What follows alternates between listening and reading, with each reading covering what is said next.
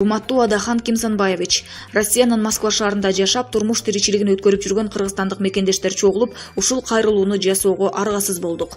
Биздин арабызда Кыргызстан өз алдынча көз карансыз өлкө болгондон бери карай Москва шаарында иштеп жүргөндөр бар.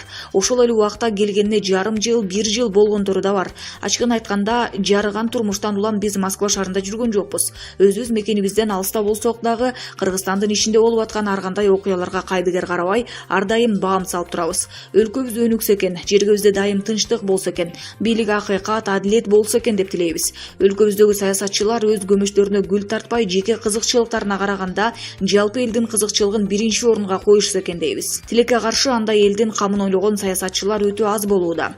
Адахан Кимсанбаевич, биз Москва шаарында жүргөн мигранттар сизге өтө терең ишеним менен карайт элек. Сизди өтө таза, адилет, акыйкат, өз элине ак ниет саясатчы деп эсептеп келгенбиз. Ошондон улам сизди ар кандай шайлоолордо колдоп жүрдүк. Москва шаарына келгениңизде тосуп алып, сиздин сүйлөгөн сөздөрүңүздөн кадимкидей кубат алып калат элек.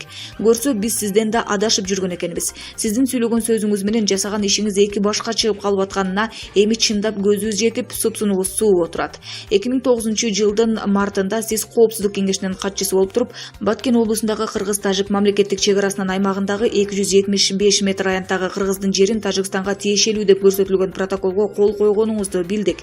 Эгерде ошол документти көрбөгөнүбүздө ишенбейт элек. Биз үчүн бул күтүлбөгөн сокку болуп калды.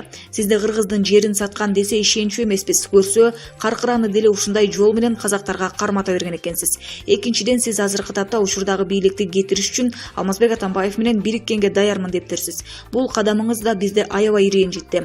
Атамбаевдин 6 жылында кандай коррупциялык иштер болгону ачыкталып атат. Кыргызстандын карызы 4,5 миллиардты чапчыптыр анын убагында. Ошол тыштан алынган карыздардын дээрлик көпчүлүгү Атамбаевдин жана анын кланынын жеми болуп калыптыр.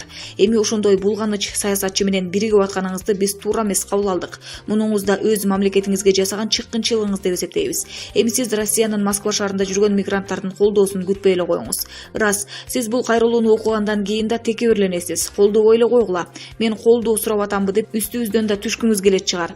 Биз ага да кайылбыз. Каалагандай сүйлөй бериңиз. Болгону эми Кыргызстандын жерин кемите тургандай, булганыч саясатчылардын саясатын колдой тургандай кадамдарды жасабашыңызды өтүнөбүз. Эгерде биздин кайрылуубузду кулак сыртынан кетирсеңиз, анда биз дагы сиздин жоопкерчилигиңиз мыйзам алкагында каралышын талап кылып чыгабыз.